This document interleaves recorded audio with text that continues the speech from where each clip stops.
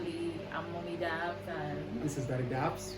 anyways, we are formerly known as Imperfect Matrimony on my YouTube channel. Yep. But drum rolls, we are changing our name. Yeah. Or should I say, we just rebranded. We are rebranded. So after listening to some of our friends and followers, people advised we needed a very unique name concerning just us. Yes. So we decided to come up with a name that is just about us. We. And it's the collision of his name and my name. Of course. So we have drum roll. This is Heal Us. This is Heal us. for Hillary, us for Austin. Austin. So going forward, once you want to get us, just type "This is Heal Us," and then you just see us on our YouTube and subscribe, and then you share with your friends. And we would also go further to open our Telegram page, TikTok, channel, TikTok, Instagram, X, Facebook. everything. You're going to find us everywhere. So you can catch us via any routes. Yes. On social So you media can platforms. just connect and join in.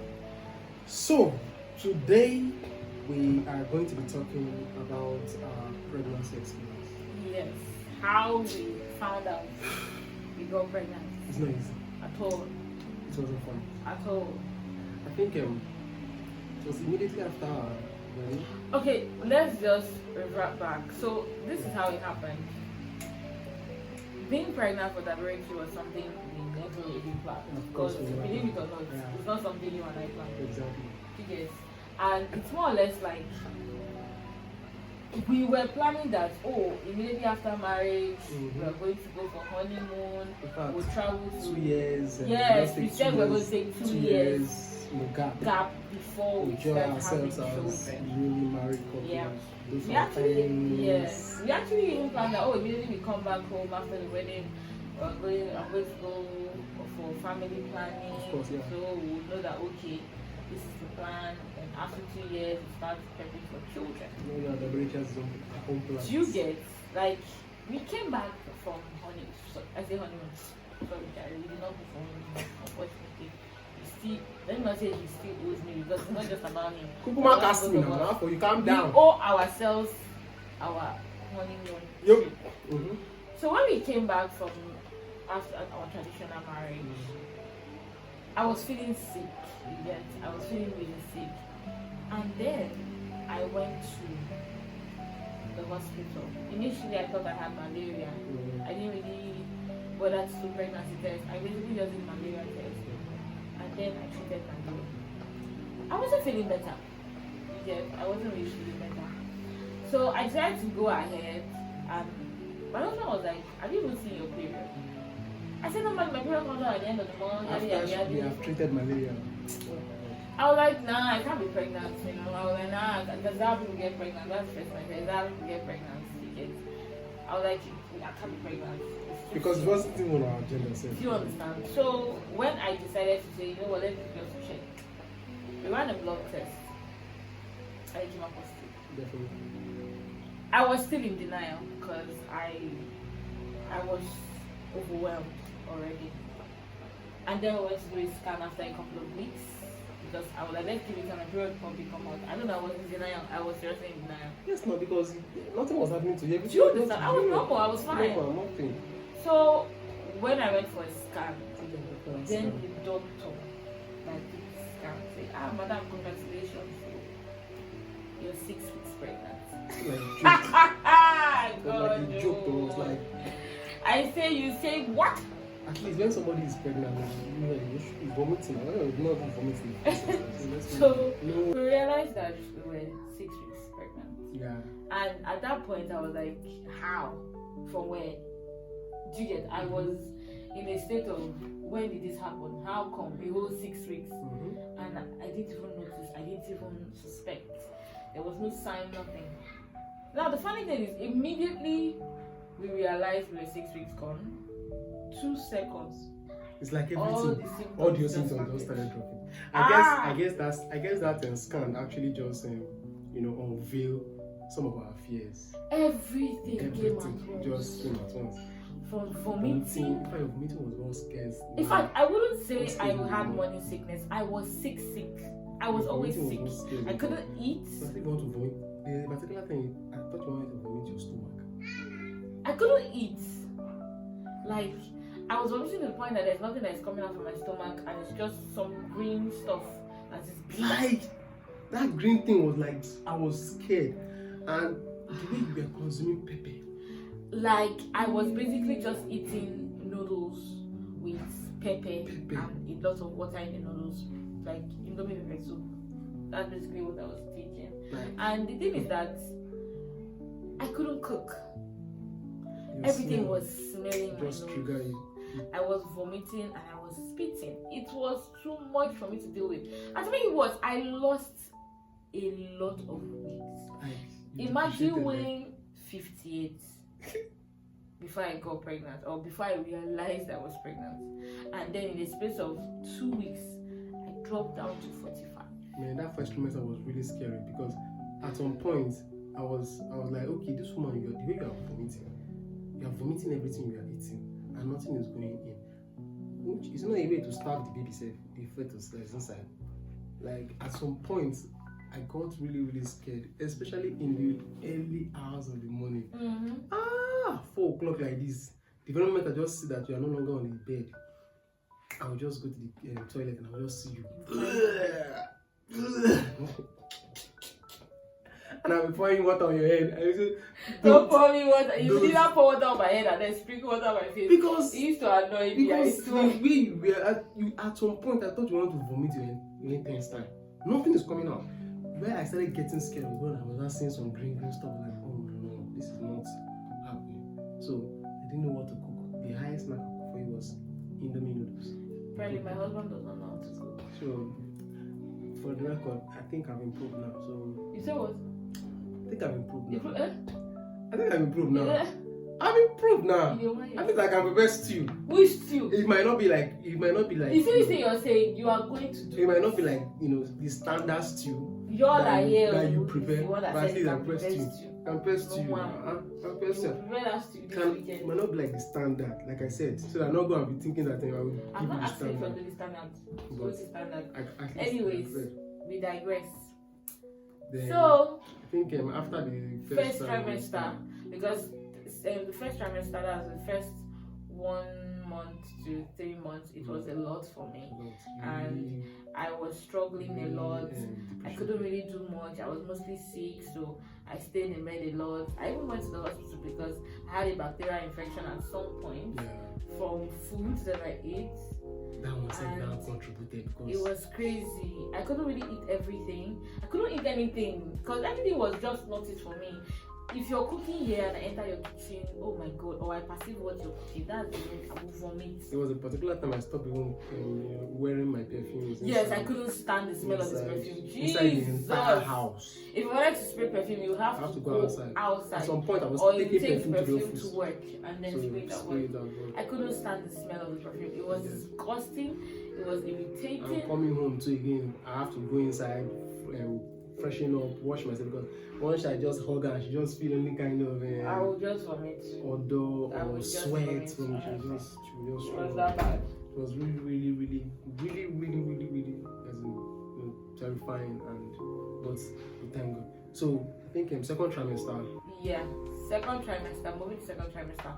Second trimester was basically, for me, it was the best trimester ever because I was more energetic.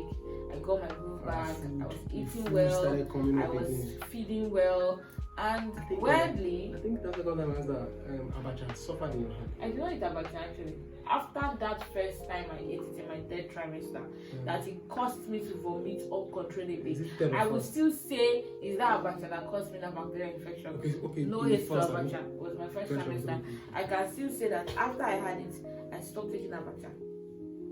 Completely, I stayed away from abacha. I did not even taste abacha. I ate it one time like that, but it's not really the same. After that bacterial infection, you just I stayed away from it. So it's more or less like after second trimester, Second trimester was exciting. Yeah, it was good. I was energetic. I started cooking. I started eating well. Started putting on.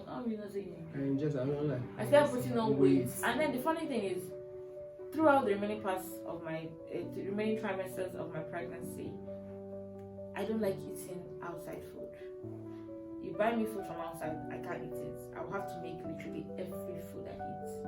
So I was actually cooking. I want to make it myself. Yeah. So I basically had to cook every single food I ate until I gave birth. Yeah, I enjoyed the shower, Because it was eating from it. I was taking smoothies. I was making smoothies back to back.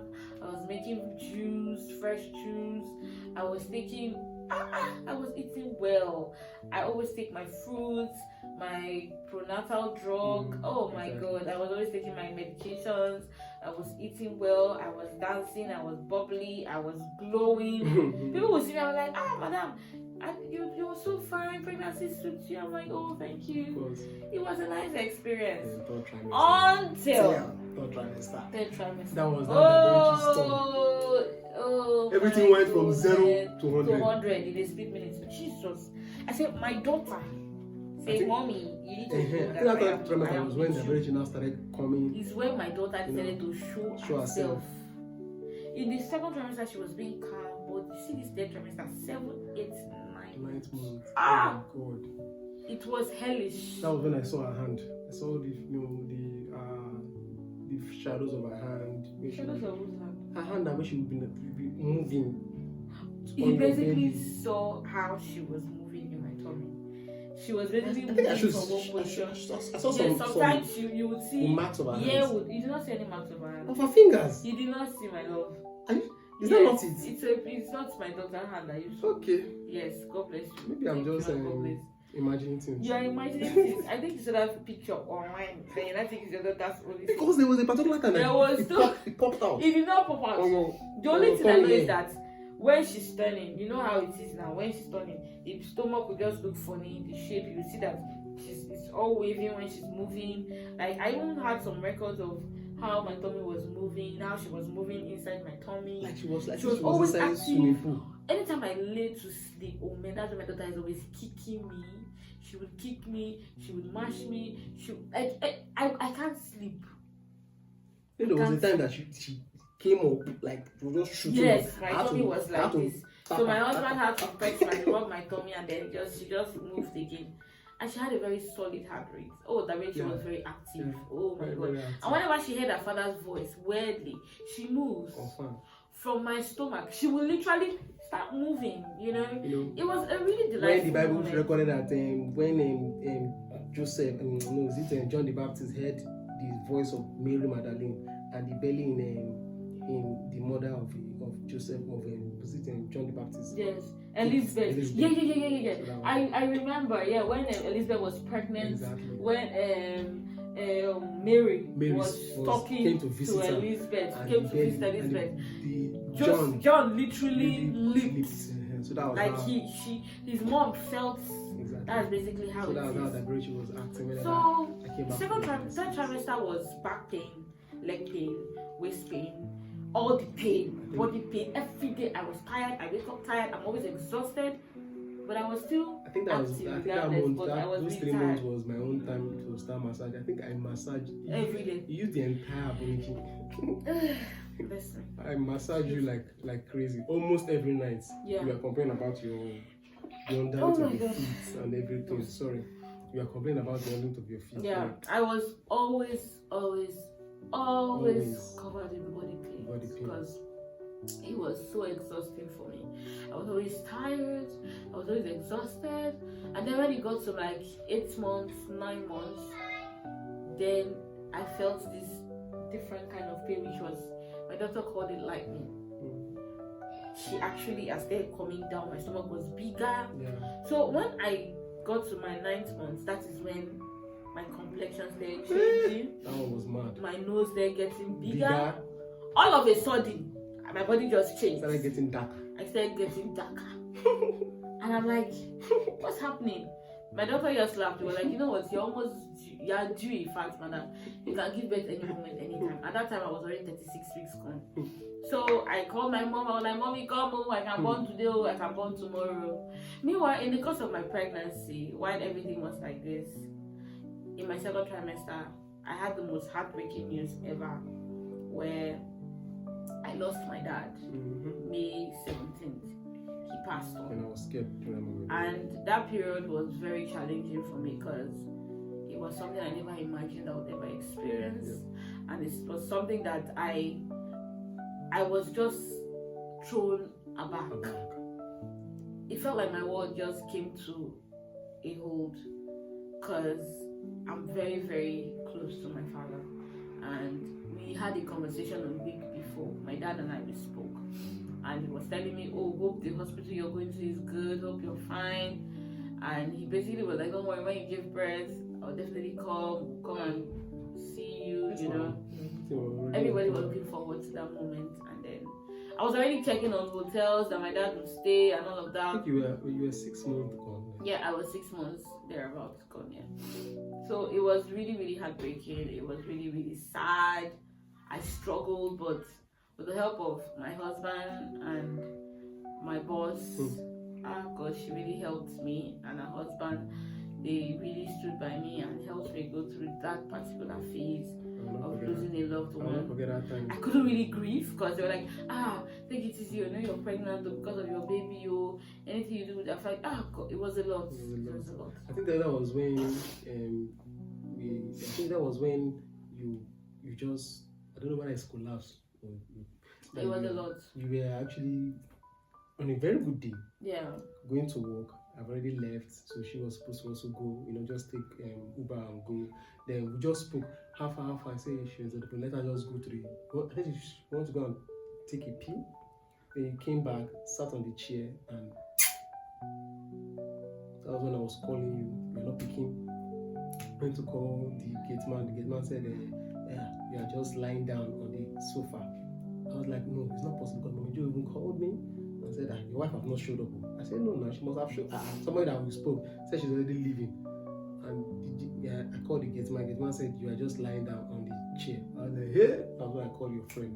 Yeah. Immediately. I don't know what happened. I really can't recall what happened, but I just know that I was out. Like, it was a basic blackout for me. Yeah, because we spoke, you said you just want to take a rest small before you start to work, and that was that. And that was it. So honestly, third trimester came. It was a lot. My mom finally came. I started doing exercises, squats, stretches. How long? Excuse me, it doesn't matter. I've been ready for 2 weeks. How long? And then that fateful day came. That fateful day wasn't even a fateful day because we went to church. It wasn't planned. We came back from church, and I started feeling strange pain. The normal pain that you feel, but that is from. It was different. So we went to the hospital. I said I don't like the way I'm feeling, and at that point the doctor checked and was like, you're already 39 weeks gone. I was 39 weeks and 5 days gone at that time, so I was basically close to 40 weeks. So I was already close to my due date. So the doctor was like, Madam, you're actually in labor pains. What is the early signs of early labor pains? I think it's latent labor. I think that's what they call it, latent labor. Yeah, like early labor pains. So it was how I was kept in the hospital. I don't want to go in details what happened to the hospital, so you don't start dragging any hospital. But they performed sharp. They at the end of the day did their very best. Exactly. So all I have to say is at the end of the day, this pregnancy taught me a lot, because it made me understand that as a woman we are stronger than we look. Yeah. We have the strength of 1,000 women behind us, cheering us up, encouraging us, because pregnancy is no joke.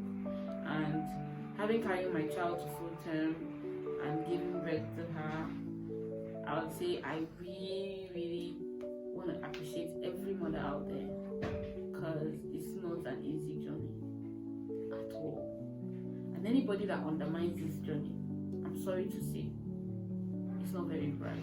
The truth is, the truth is, it's not even the women, whether we like it or not, respect. Like, but even the man as well too. Any man that undermines this experience, I swear to God, you're not okay here. Sometimes I'll just wonder, like, okay, if me that is just playing the assistant role, assisting, it's also affects me that much. Imagine the woman that is also carrying it, like herself.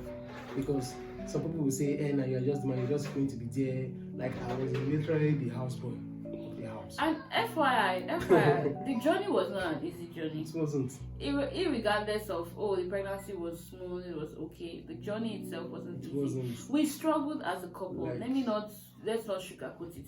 We struggled a lot as a couple because, first of all, this is not something we planned. We were not expecting it. We were not prepared for it. So when it came, it affected our marriage. Definitely. I need to be honest there.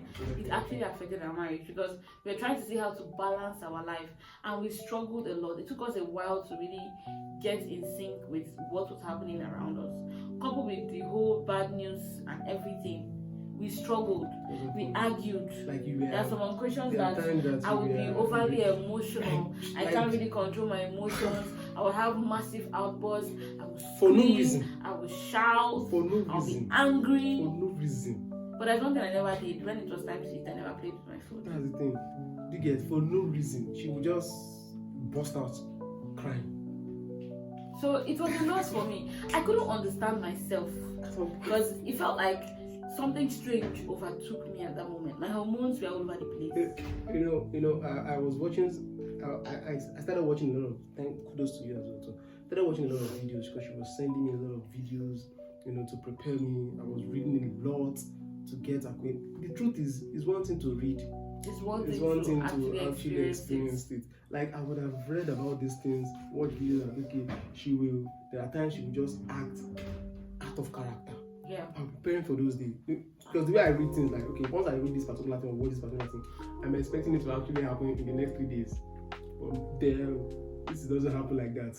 Life is not scripted. So when it actually not happen, I was like, the particular day I prepared everything she wanted. And she ate this thing. She felt this thing was tasting like sand. And she started crying. It happens. Like, I was like, you say you wanted this thing. I went all the way to get this thing for you. Like the one that I will never forget was on a Sunday morning. My wife was requesting for father rice and sauce. I went all out getting this thing.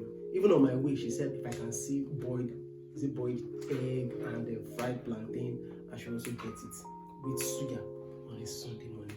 I got this thing. I don't know how I got them, but God provided it, and I got this thing. Then I got home. My wife tasted it. And that was it for me. Said she does not want them again. What do you want to mention you were craving? It was smelling in my nose. It was smelling. The thing was giving her different smell. She didn't like it. And she didn't like it. And what were you requesting? She was requesting pepper soup. Like, I was like, come on a Sunday morning. These are the things that comes with pregnancy. As in, where do I see pepper soup on a Sunday morning? And another thing is that I always used to crave this gizzard around past 11 p.m. That one, He would go and get it. There's one day he actually went to get the gizzard. Inside the room. And when he was coming back, it rained heavily. God. I felt so bad. I had to take the umbrella and I went to look for my husband. Man, I was really. God says you're pregnant that day. Because I was really pissed. I don't know. Like, it's what I want to. What if Rena carried you? He was angry that I came out to look for him. Me, I was worried. What if water carried you? Water can carry him. He was angry that I came out to look for him. He said I should have allowed him. That I would come home whenever the rain stops. But I didn't. I was worried about. Imagine 8 months pregnant woman entering the rain and looking for who? Am I lost? Like looking for who? I was just like, because a lot. I understand. Yes, I understand her, her concern and everything. But me, from my own side, I was just like, what if anything happened? How will I be explaining to the family that okay, in fact, who will believe me that this woman came out, carried an umbrella, and started looking for me inside the rain? And this rain we're talking about is not it's not small rain. It was heavy rain. Heavy rain. Heavy rain. That day I was like, Rebecca. So in all of this, it's just to let you guys know that you see something about pregnancy, it will change you, it will change your life, it will change your perspective about life, it will make you understand that what you read online is not what happens in real life. Online is just someone else's reality, or should I say, it could even be a fallacy. For the fact that everybody talks about it doesn't make it true. You get? It's until you experience it on your own, firsthand, then you will understand in detail what it feels like to be pregnant, and to have a pregnant wife, and to be an expecting father.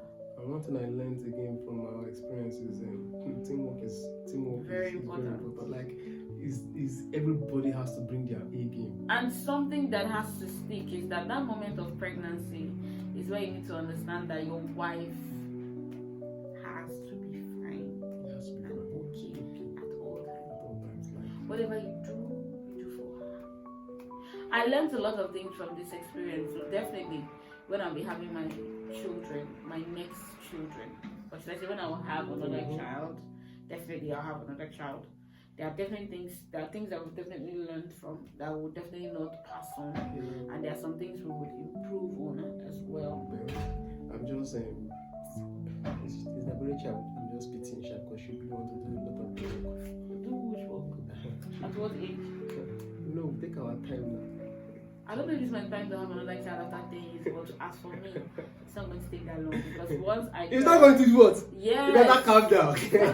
I need to do this in my this one that we pass through. It seems like you've not recovered. Doesn't matter. It's not the funny thing. It's not the funny thing. And they say these things that women, they will pass through hell. The very moment the thing just drop like this, the pain is forgotten. Probably in the next 3 years or 4 years. Give or take. Another child is going to come. And you know that Rachel is not going to be an only child. Of course, she's not going to be an only child, of course. So don't think it's after 10 years you're going to have. It's a lie. It's a lie. Because after 10 years, guy, I want to be my baby girl era at that moment. All I'm saying is that I need someone. While I focus on I need someone that will be helping me do all those petty things. In as much as regardless upon still. Okay. In this space of 10 years, before we clock 10 years in marriage, I've definitely had a lot. Okay, let's say she'll be 5 years before we start thinking about give or 6, 7 years. Not 6. Or 7 years. 7 years, like she'll be. So that she'll be helping us. Help who? They are playing. Please forget all this talk. They are playing. At the end of the day, it lies in me. Like it's me that will know when I want to get pregnant. When I'm ready, I will know. You've forgotten the 3 days, your 3 days later. It doesn't matter. That doesn't mean it will happen again. So guys, this is where we're going to draw the curtain for this episode. So the next one we're going to be talking about is the labor and delivery. Yeah. I think that one is. We are going to take our time and be more detailed, because we're going to share testimony while we say that we actually talk about that aspect of our life. So to all our new subscribers that are just tuning in, please subscribe. So turn on the notification button so that whenever we drop a video, you can definitely join in and watch. For our old subscribers, we thank you so much. Thank you very much for being loyal and supporting us. And then we also want to say thank you for your comments, thank you for your criticism, thank you for just keep them coming. Your support and your encouragement. And we just want to tell you that we'll keep doing this every week, and you keep seeing us in your faces every time. Yeah. This is Mommy Dabs. And this is Daddy Dabs. We are Healers. Bye. Next time.